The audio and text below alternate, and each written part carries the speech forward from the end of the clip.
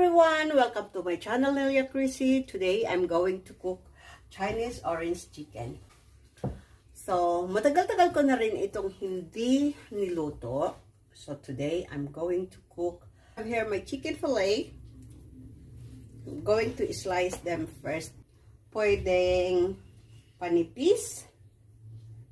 Ganito. Pwede rin pahaba. But, I choose yung panipis. I am going to remove the fatty parts because my baby and my dada doesn't like. Here it is, my cut chicken fillet. After we hold any chicken or raw chicken, we need to wash our hands with soap.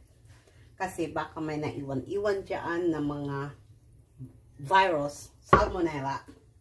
Ngayon, ilagay na natin dito yung sliced chicken natin. I'm going to marinate it with salt.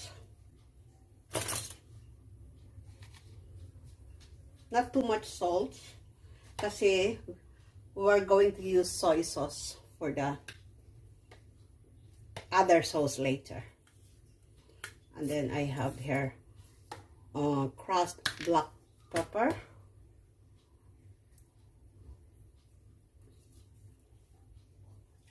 And zest, I mean.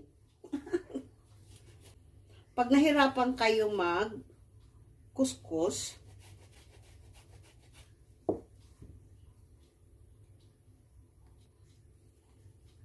if you have hard time kuskusin ito, pag nahirapan kayo magkuskus, ito, mostly when they are already soft, just have to peel this, tapos, slice ng very tiny. So, but I have this already here. Ayun na siya. Then I'm going to mix it properly para pantay yung lasa ng salt niya. Then I'm going to sit this aside for about 30 minutes before we put our other ingredients. I have here soy sauce. Meron na rin ako ditong orange juice. This is 1 cup. And I have here maizena, cornstarch and flour. Half cup, half cup. Now I'm going to beat these 2 eggs. And I'm going to mix it into my marinade chicken. Then, marinate again for another 30 minutes.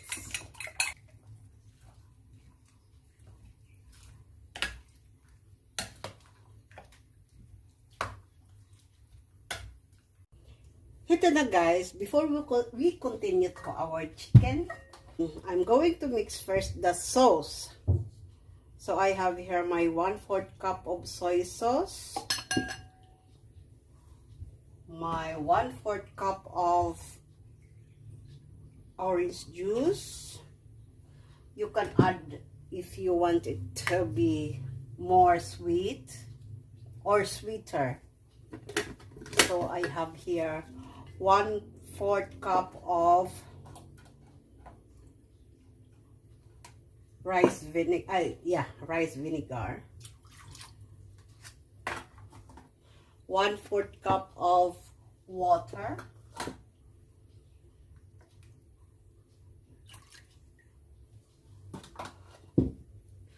Mix together.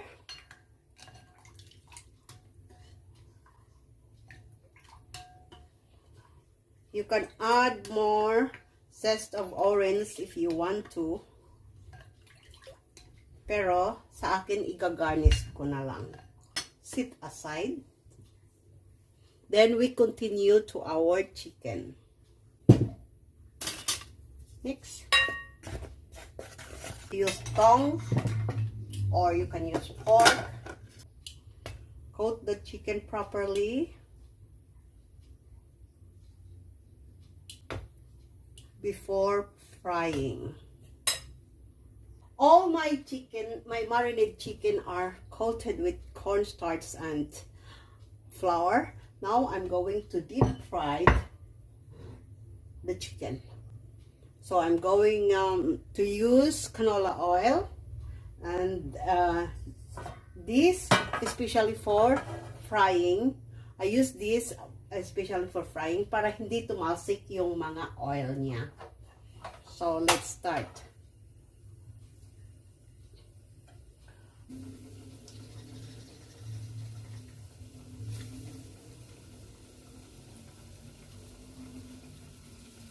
I'm going to deep fry this until golden yellow.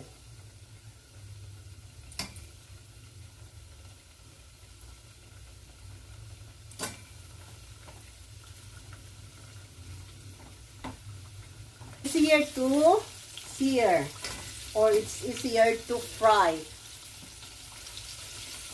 if you don't have a lot of chicken here in the oil.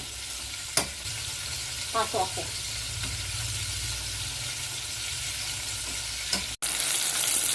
This color is perfect. Continue frying until the chicken, the coated chicken is finished. Guys, na-deep fried na natin yung lahat ng chicken. The orange sauce now. I have here oil, just a little bit. Ginger, garlic. I love garlic, so dinamihan ko na yung garlic. And I also love onions. Ginger first.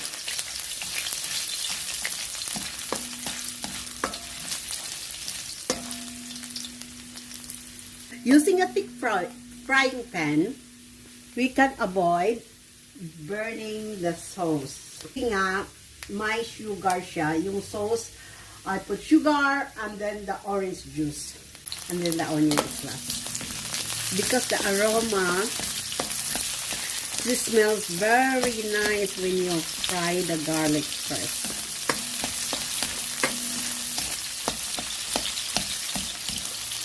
Fry until the aroma comes out and the onion turns golden brown. Now I'm going to mix my sauce.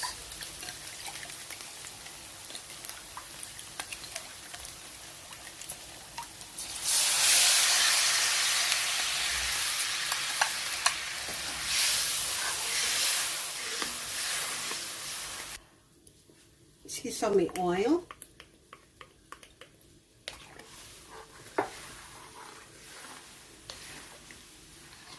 Add the chicken.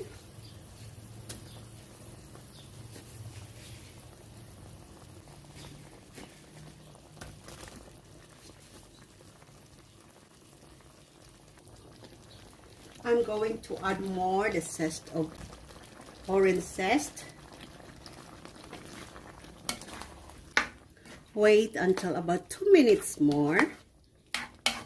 Then we're done. I want to have a little taste.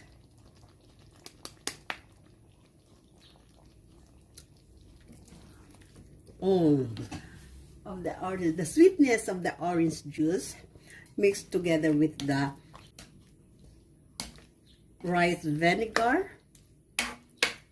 Add my chopped onion leaves, or you can use scallion. I think it's almost the same. And switch off the stove. Ready to serve.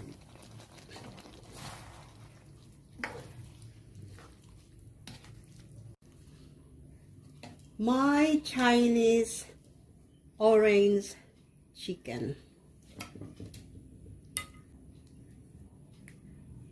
The sauce is so thick.